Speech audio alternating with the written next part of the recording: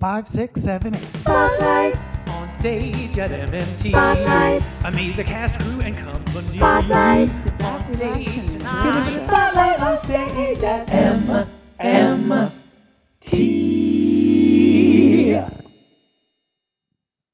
Welcome back to Spotlight on Stage. Today we have David Whiteman. Hi. Hi. So we'd like to introduce David to our at-home audience. David, why don't you tell us a little bit about yourself? Yeah, absolutely. My name is David Whiteman, and I'm from New Hope originally.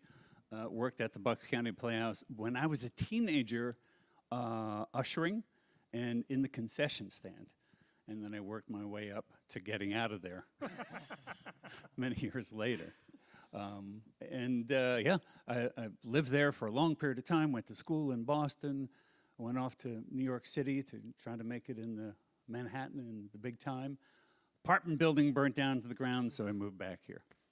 I will still never forget that. I know, right? Yeah. I'll never forget it too. We were packed up, our car was packed up, ready to go back. We had sublet. Our car was ready to go back to New York the next day. Finished packing the car, came in, I got a phone call. My friend who lives on the block says, "Are you sitting down?" Yeah, your apartment building is burning down to the ground. 6-alarm fire. Ooh, So, crazy. yeah. Yeah. And I said, "Guess we'll stay." And we did. Yeah. And we're glad you did. Me too. We've both known David for many, many years.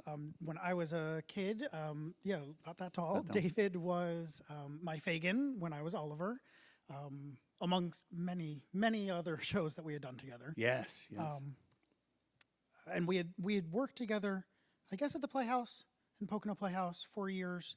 Lewis and David had worked together 4 years at the Playhouse. But tell us and the audience how long you've been performing with MMT or Deepak. Sure. I have been performing with you lovely folks here for, it would be 11 years this year. I started with Moon Over Buffalo, which is a wonderful farce that, I don't know, we tell the story about. Yeah. We had one of our leads got heat stroke, and because it was in the summertime, it was really, really hot, and he got heat stroke, and he couldn't do the show. Yeah. And I came in with at that point, my wife. We came in, and Richard, our director, said, "Well, he got heat stroke, so I'm going to be playing the part." We were like, "You're so funny." And no, it was And real. that weekend he did it. So, right. So that was the first show that I did back with you guys again with, at that point, Deepak, I guess. Yeah, Or- Deepak at Oak. Yeah. Deepak at Oat. Yeah. And we did another show that summer, and then Rocky Horror, and then Yep. I was asked to do Scrooge and Christmas Carol. I'm like, yeah, okay. And the rest is history. 10 years later, humbug. That brings up a great point, because people always, hearkening back to the outdoor theater, people always say to us, especially now when everything started shutting down with COVID and it was springtime and we were getting ready to go into the summer, we were not going to be allowed to open the theater. People would say to us all the time, "Oh, don't you wish you were back at open air? Ooh, are you going to try and get back to open air?" And the answer was always a resounding no. And it's because of things like actors getting ill because it was too hot, or it was the set melting because you would use paint that would melt in the sun because it was there all day. There were so many things that were great about the park, and we're so grateful to have had it, to have led us to where we are today in our beautiful theater. Not But to mention the bugs and the weather, the rain, the heat. At its best, it really was idyllic. It really was beautiful. absolutely. At its best, but that was a very small Yes. portion of our time there when Indeed. it was at the best. Well, you can't Too hot, create too cold, bugs, rain. that. There were some magical moments at the park too. I'll never Absolutely. forget doing the Secret Garden and sitting out opening night, and a breeze came and just kind of wafted the fabric on the set, and it's all about these spirits and ghosts coming through the house. And I was like, you can't build this on a stage. You can't. But yeah. again, very We had that very few. Sound of Music with the kids going Yeah. up through the forest. Fiddler on the Roof, same Fiddler thing. on the Using Roof, the whole forest. Crucible. The Crucible. Yeah. yeah. We Into tried the to- woods. Into the woods. In the woods was fantastic. Yeah, we tried to make the best of that space. So again, we a little off topic, but we've been working with David for a long time. Not only has he been a part of the entire adult performance company from DPAC on through where we are today. But he was one of the first people we went to when we decided we were going to try and produce a season. We said we have to get Whiteman. So we went out to dinner at Thai Tita. Yeah, Thai Tita, I'll never yes. forget it. And we said, listen, this is what we're planning. You know, let us know if you think you want to be a part of it. And thank goodness he said yes. David, can you tell our studio audience, our in-home audience, a little bit about your how you started performing, your past performances, maybe before Right. we know a little bit about? But. So as a kid, I loved movies. I loved theater. I loved horror movies, monster movies, anything fantastical I would love. As a kid, I went to see, I think it was Billy Budd or Treasure Island at the Playhouse. And I remember sitting in one of these a couple of rows in the front being just enthralled just by the feeling and the smells and the actors being there. And it was all magical. And I said, I gotta do this. I went to college for theater, Emerson College in Boston, and when I came back in the summertime, they were looking for actors at the Bucks County Playhouse over there. And I said, me. And they let me in. And just from there, it just kind of like steamrolled. Every summer I got back from college, I went back to the theater. After I left college, I went to the theater full time, made the move to New York, and did stand-up and sketch comedy and film extra work and TV commercials and stage plays. And it's just been kind of it's part of my life. Yeah. It's hard to let go. And not having done a show for it to be almost a year now. Yeah. And, you know, doing Cheltenham Manor helped. Yes. Right. Yeah, we try to pivot with our pandemic a little bit. Yes. David just mentioned the murder at Cheltenham Manor, which was a kind of murder mystery that I had the idea during the initial quarantine to gather some people, gather through email, not in person. And I would write a weekly kind of episodic murder mystery, and they would record it in their own spaces, and we would drop off costumes and props that they might need. Damien Bartolacci And would edit it all together The wonderful beautifully. Damien edited it together. And that's just, you know, some creative spark that happened during this crazy time that we're in. And now hopefully we're going to do a live stage version of it. I'm going to adapt it from right what here. was a TV show, or not a TV show, but A YouTube- an episodic show, yeah. YouTube show into a stage version. So, you know, you got to do what you can do. I don't know if you've heard this. I'm going to speak for myself, but doing the murder at Cheltenham Manor really helped to keep what little bits of sanity I still had at that point. It really helped me focus on doing the shows and not think about what's going on in the world. There's been a few things happening in the world this year. I don't Just know a if little you've bit. noticed. Just a couple. But doing that has really helped. And doing the COVID video documentary, on Right, the right. Christmas Carol. Yeah, David produced, wrote, directed, kind of take on our young performers' thoughts on COVID, which is also available on our YouTube channel, I Yes. believe. Yeah, it should Yes. be, yeah. And then David also sparked the idea for our recent retrospective on our production of A Christmas Carol. The video version of our interviews and his ideas for it. So all of those things, Cheltenham and both of David's ideas for these retrospectives are available to you on YouTube. You can check that out.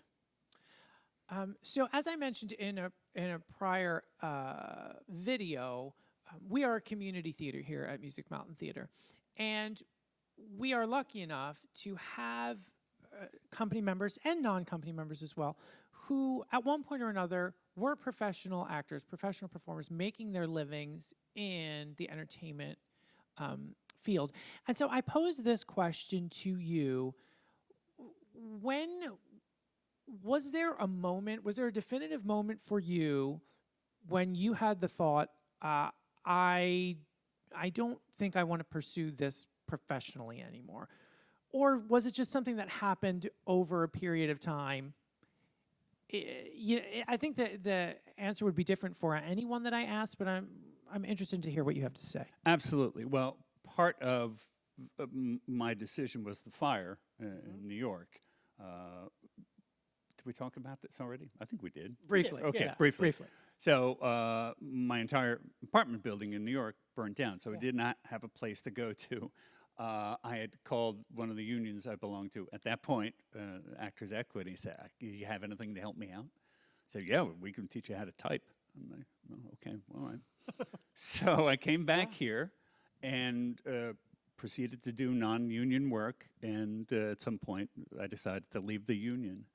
And it was probably 2 years after the fire, and I left the Bucks County Playhouse, where I said, "Yeah, okay, I don't need to follow that dream in New York anymore." It may have been the circumstances that brought me to that decision, leading me to that decision, fate saying, "Come on down here." Yeah. If try fate this. had called and told me to get my stuff out of my apartment, I would have been appreciative. Yeah. But I think it was from that moment on that, and I think maybe before that too, it had been kind of gesticulating, not the right word, gestating in my brain, to maybe to move out of the city. I loved it while I was there, but Sure. And it's a big decision, but that having something traumatic like a fire like that, I totally can see why that would say, let's maybe pump the brakes on this idea a little bit. out you go. And again, that answer would be different for any one of the people that we know. We have friends that are, were currently working on Broadway, and then everything shut down, and quite a few of them have decided, they have kids. It's a difficult decision for any performer to make, no matter where you are in that process. But I think it's important to bring up, because even though we are a community theater, what we try and do here is not only give opportunities for people who love to perform and have stopped for one reason or another, but we try to provide as professional an experience that we can here. Our rehearsals are not a very long period of time. So while some people who are used to community theater kind of miss the aspect of cast parties and going to restaurants after rehearsal, which is all wonderful, but that's not exactly what we do here, because our turnover is so much faster. We just like to get in and do the work and then have fun with the shows. Now, that's not to say that we don't see each other outside of that, certainly. But we try to really keep things as professional as we can. And hopefully, someday, not in the very far future, we will be able to compensate our company members monetarily. And I think that's something that draws performers to this theater, where you mentioned other theaters, they'll have rehearsals once, maybe twice a week over a 3-month period. It's very debilitating for me. I prefer the linear, straightforward 2.5 weeks of rehearsal here that we used to do in summer stock all the time. I mean, it really does emulate what we did at the Bucks and other summer stock theaters. It helps for me, for memorization. Sure, of the everyone, stuff. yeah. Me too. Well, and we as the artistic directors have to trust the cast that you're going to do your own homework, memorize, review, ask questions early enough that everyone's learning. Everyone learns at different speeds, but everyone's learning it by the same point, so that by our final rehearsal, we're ready to go. We're there, Yeah. hopefully. Hopefully. There's been times when we haven't been there. But, you do what you can. All right, David, I will ask you, what are some of your favorite shows that you performed in here at MMT or DPAC, or if there's one specific that springs to mind? Sure. My two favorites that have performed here would be Christmas Carol, of course, and Spamalot. I saw Spamalot on Broadway, and I thought it was the funniest show I had ever seen. And I was a big Monty Python fan as well. I'm like, how did they take all of that great stuff and put it in this musical? I want to do it. Yeah. And then you guys did it at the park first. Yeah. It was hot, but it was Very hot. wearing armor in Oh, yeah. 90-degree weather. Oh, yeah. But it just brings joy to my heart every time I Ice do packs that underneath show. your- Ice packs, sure, yeah. Yeah. No, Spamalot's a great one. Yeah, and That's a luckily we great got to do it here. Yeah. Did I last year think or 2 twice years in the ago. park and once here, maybe? Correct. Correct. Yep. So those two here, I was really looking forward to. One of my all-time favorite shows I had ever done was Noises Off. Yeah. And I was looking forward to doing that. It was on the schedule in It was, 2020. It'll come back. around Potentially, sometime. yes. It's not going anywhere. No, it'll be back. It'll be back. We'll just have to wait and see when. Yes. But it'll definitely be back. Let me ask you, David, as well. As an audience member, because you do come and support many of the productions that we do here and at the park as well, what's been one of your favorites sitting on that side of the fourth wall? Oh boy, that's tough. I really do enjoy every show I come to see here. I really quite enjoyed Secret Garden. We did that here, right? But not here. We did. Not at here, the right at the park. We Yes. did at the Right. park. Secret Garden. I enjoyed seeing Godspell. I enjoyed Richard's Jesus Christ Superstar. That was quite amazing. Boy, it's so hard to Yeah. pick one. No, that's great. Yeah. They all. Every time I come out here, I know I'm going to be sitting in this audience, watching a group of talented performers in shows put together by super talented people, and I will always be entertained.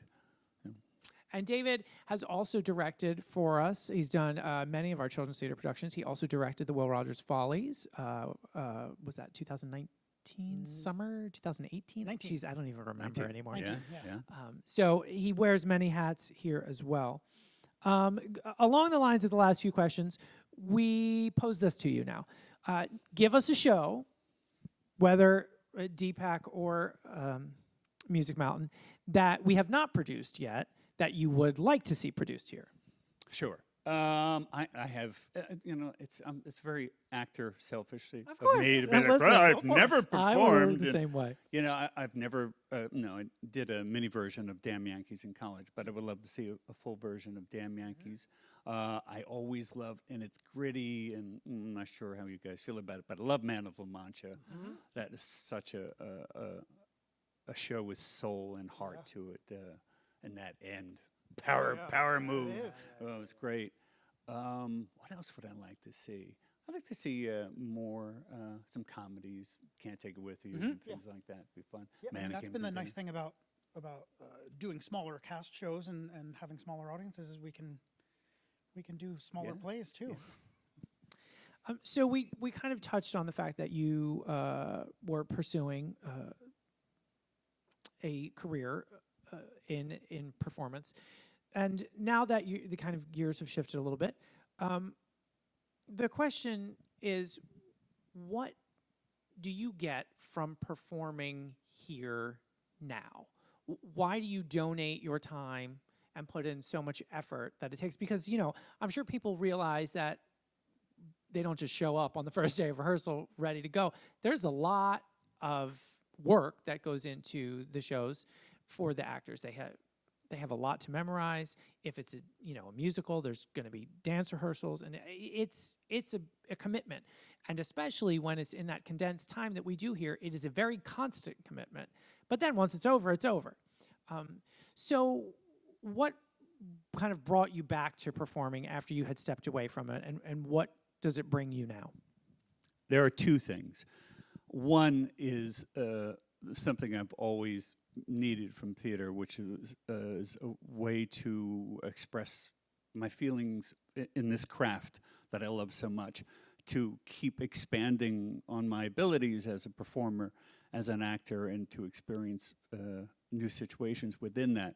The second is probably closest to my heart, is to be able to give to an audience of people either laughter or sadness or hope or whatever feelings they may feel, and it may be different from show to show and character to character, and then to hear feedback from the audience saying, you really touched my heart. At the end of Christmas Carol, I cry and I applaud. That ability as a performer, as an actor, to maybe help someone get through their crappy day is the best. And I think that's the main reason I keep doing this. As you say that, it brings me back to, sorry to interrupt. No. Your portrayal of the man in the chair in The Drowsy Chaperone. That's kind of Another favorite that show. character's entire reason for listening to his records. Right. Is to leave his own world for a little bit, escape to a different place. So it's amazing to be able to do that for an audience. Well, whether theater virtual is such a strong craft, a strong art form, that it can do so many different things, as well as take people away from their troubles. It can help educate them as well. And it's sorely missed at the moment. But I have faith that it will come back very strong, if not stronger than before. So we mentioned A Christmas Carol a little bit earlier, and David has played our Scrooge since the first incarnation of our A Christmas Carol, and we've done it for, well, this would have been the 11th year, I believe, right? And hopefully we will do it this coming year. And I have to be honest, again, David is a good friend of ours, but I don't know that our Christmas Carol would be as successful as it is if David weren't a part of it. His portrayal of Scrooge is very nuanced, and you always get such an arc in the character, and it's because of what he brings to it. So thank you for that. Thank you. David is always It's wonderful very on kind. stage, Thank you. but Thank you. that really is kind of, I think it's kind of an earmark of our Christmas Carol, is having David be Scrooge. So don't move.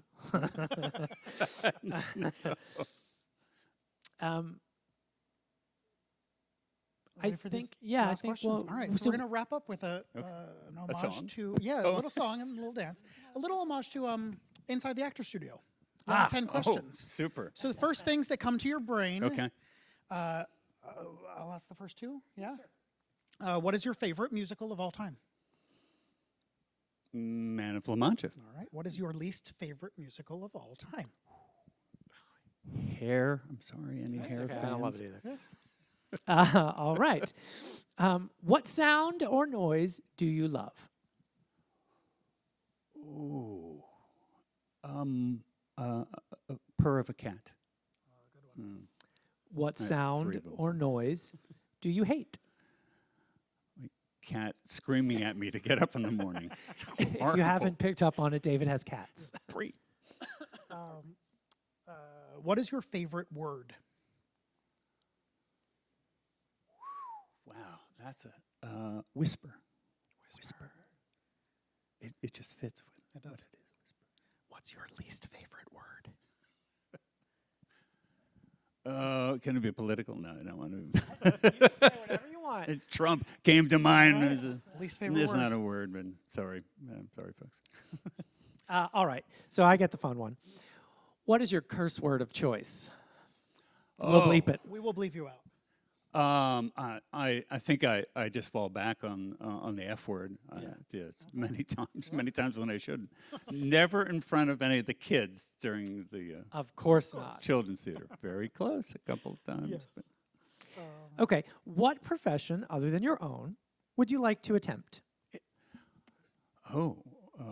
Profession. I always wanted to be a special effects makeup artist in films, creating all that cool monster looks and Gory, stuff. Yeah. I would love to do that. That's me. So what profession would you not like to do? I especially now, I could not be a doctor or a nurse. I don't think I could have to begin with. It seems like a lot of pressure, and now hearing so many horrible stories about people in the COVID and all, I don't think I'd want to do that very much. And the last question? If heaven exists, what would you like to hear God say when you arrive at the pearly gates? Oh, what took you so long? That's a good answer. All right, right, David, that's all we have for you today. Thank you so much for doing this. Oh, thank you guys. This is fun. I'll It's come just a back little anytime. something Yeah. so that our audiences can get to know you guys other than what you do up here on stage. So thank you for joining us today. This was Spotlight on Stage with David Whiteman. Peace out.